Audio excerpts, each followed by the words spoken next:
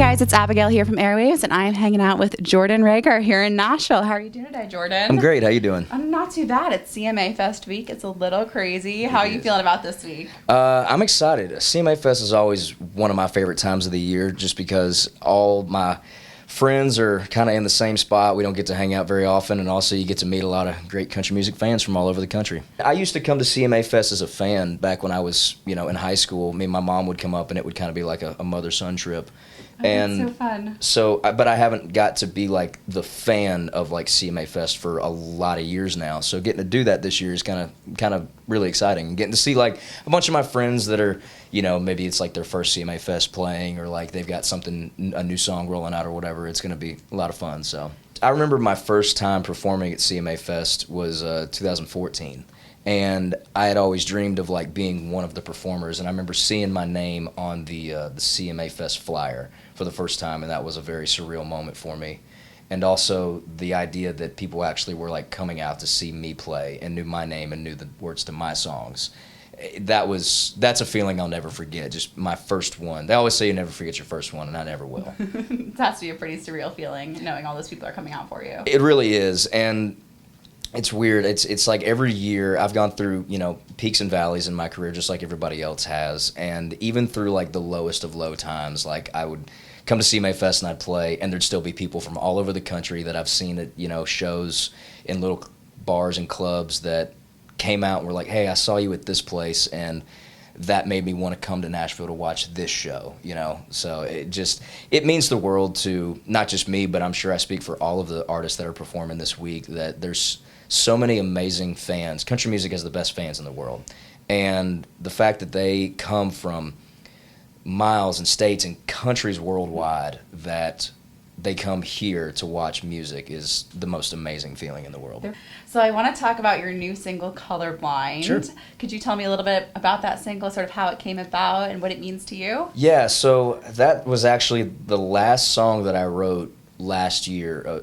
It was December of 2018. I was getting ready to go home for Christmas, kind of hit the break time for like family and holidays and stuff. And when you're a writer in Nashville, that time of year is always kind of weird because you're a little burnt out. It's been a long year. Yeah, and you're just kind of running on fumes at that point. And all the writers in Nashville feel it. We all talk about it that time of year. And, I went into that write with my producer, Chris Stevens, and Michael Whitworth, who's a great songwriter, and I write a lot of my stuff with. And I didn't really have an idea. Like I said, I was pretty fried, and I didn't really know what to expect. And Chris came out with this idea called, what if we had a song called Colorblind?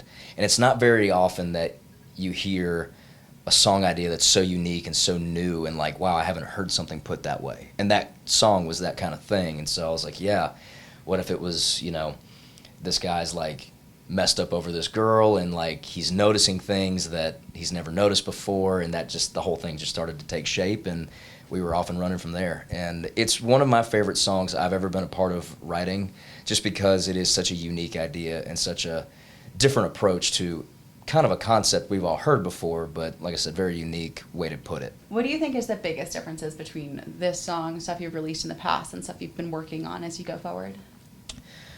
I think this time around with this project and this new music, I just have a much better grasp on who I am as an artist. And what I want to say is, the singer and as the writer of the songs, I have a better idea of who I am as a performer and really just as a person. My first go around with music, my first record deal, I was 20, 21 years old. Who knows who they are when they're 20, 21 years old, really, if you're in music or not. And I kind of have learned the difference between like what's a good song and what's a good song for me. Before I was just kind of like flying by the seat of my pants and just singing whatever song I heard that I liked. And now I just have a much better idea. Yeah, I mean, that being said, you have a lot of different influences in your music. It's not just straight one genre. You said that you wanted to duet with Ed Sheeran. You've had punk rock influences. Yeah. So how do you kind of pull that together within the realm of country music? I think I pull inspiration from pretty much any song or any style of music that I've listened to that I enjoy the sound of. Obviously, I grew up listening to country music and gospel music. My dad's a pastor and has been since I was 9 years old. And so I grew up on country and gospel. And then the older I got, the more I kind of branched out into like, okay, what else is out there?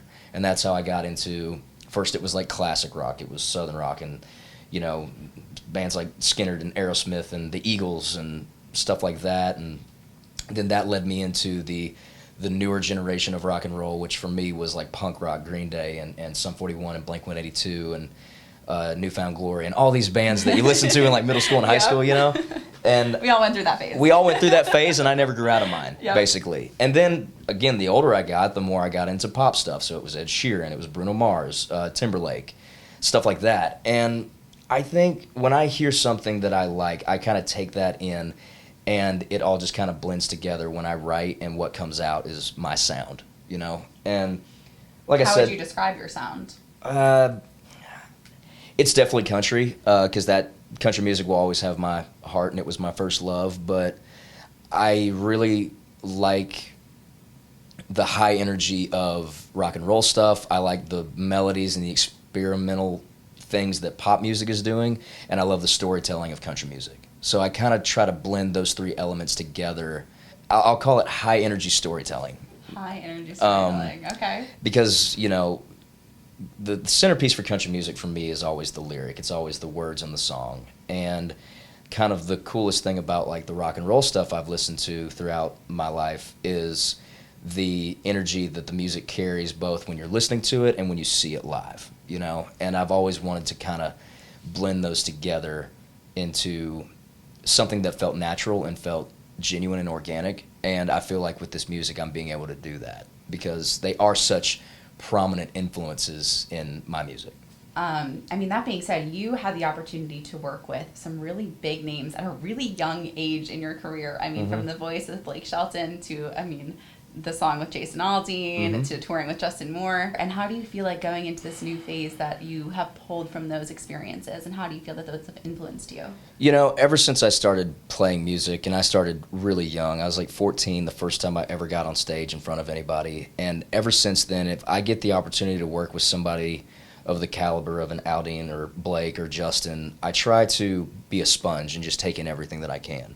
When I was on tour with Justin, I remember I would play my set, go back to the bus and change, and then I would go sit at front of house, and I would just watch every second of Justin's show because I wanted to learn everything I could about like how he interacts with people on stage, how he interacts when something goes wrong, like what he does to preserve his voice through a long weekend because sometimes it gets hard to do that. And with Jason and Blake, it was asking questions and, hey, how would you handle this, and what did you do in this situation? So I think I've just kind of taken everything that I've learned over the, 10, 11 years that I've been playing music, and just kind of tried to apply it to my everyday life, whether I'm writing or recording something new in the studio or if I'm on stage performing. What do you think was the best piece of advice that you got throughout all those experiences? Okay, so this sounds really cliche. Okay. But Blake and Jason both said it to me. And it's been the biggest thing for me was just be yourself. You know, you have influences in country music. My biggest influences is guys like Alan Jackson and Merle Haggard, the singer-songwriter performers. But there's already been an Alan Jackson. There's already been a Merle Haggard, you know. Be Jordan Rager because there hasn't been a Jordan Rager yet. Figure out what that is. Stick to it. Don't let anybody tell you it sucks because if you believe in it, then eventually somebody else will too, especially if you just don't give up on it. And like I said, it sounds cliche, but that's really the biggest takeaway that I took from both of those guys because they did that. You know, Jason was the earring-wearing rock and roll guy in country music, and he wouldn't let anybody tell him otherwise. You know, Blake Shelton was, you know, the entertainer of country music for a long time, from The Voice to, you know, bouncing back and forth between, like, super traditional country-sounding stuff and then, like, a little more progressive-sounding stuff. So, and he's everywhere on TV now. And so they didn't let anybody tell them differently about who they were and who they wanted to be, and that's been the biggest takeaway that I think I've learned, and that would be the advice that I would give somebody that asked me the same question. I mean, if it's cliche for a reason, right? Absolutely, yeah. It's only weird if it doesn't work. Absolutely. So do you feel like that this new phase of music for you is something that really represents you organically and authentically? I really do. You know, songwriting was really when I started to fall in love with making music. When I got to start writing my stories and telling my stories, and then I would play those songs for people, and people would walk up to me and be like, hey, I know what that song's talking about, or I feel like you wrote that song for me. And that gave me the confidence to continue to tell my stories, because I was like, man, if I've felt this, somebody else out there might have felt it too.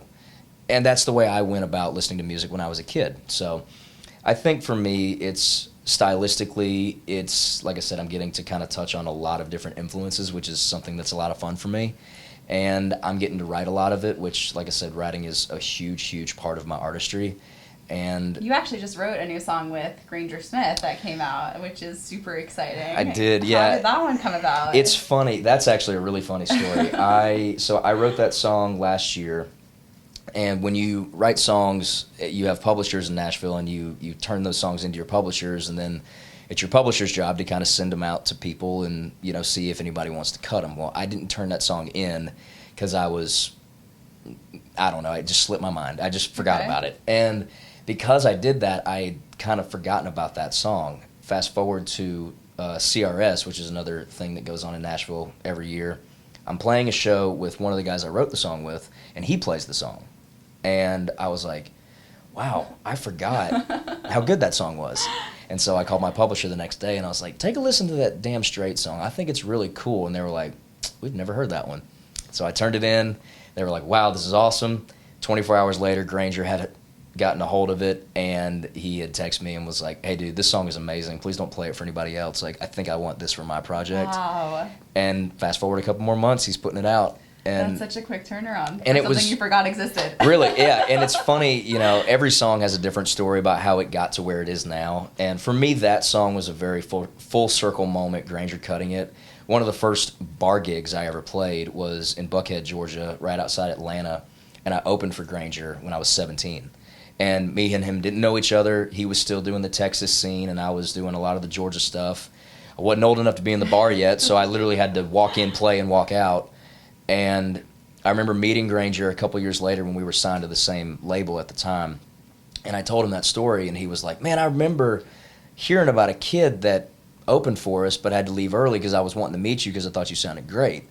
And so that made us become buddies, and we've played some shows together. And then fast forward to this song, it's just, I don't know, it's just kind of full circle. It's funny how things work out. Everything happens for a reason. Absolutely. And I'm very proud of that song, and Granger absolutely crushed it. He sounds amazing on it.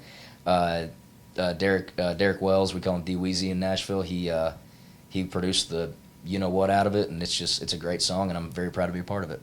That's awesome. So you have that out, you have your single out. What is next for you? What's coming up for you? We've got a lot more music coming this year. We're going to release a few more songs this year.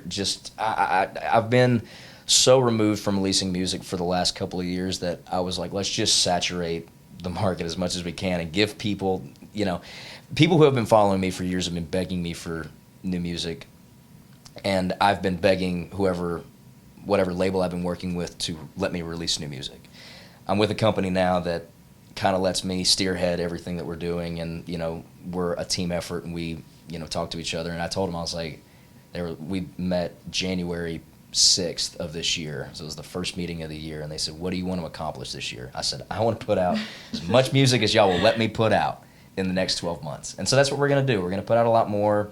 We just put out a video today. As we're sitting here, it's June 5th. We put out a video for Colorblind. We're calling it a visualizer. It's a really cool thing, so you can check that out. And there'll be music videos coming out. There's going to be more shows to play. It's just going to be a big year. It's going to be a very exciting year, and it's another building block to, getting me where I want to be. And I'm excited to see what it holds. Well, I'm excited too. It sounds like there's a lot more coming out from Jordan Rager this year. Is there anything else you'd like to say? Anything else you'd like to add? Follow me on socials. You can find me. Go to jordanrager.com, jordanrager.com. That's got the link to all my socials. If you're watching this and you've streamed or listened to Colorblind or any other song of mine, thank you very much. I deeply appreciate it more than you know. And thank you for spending time with me today. Absolutely. Thank you so much for taking the time to sit down and chat with us. Jordan Rager, everyone. Look out for new music from him soon and subscribe for more interviews. We'll see you guys soon.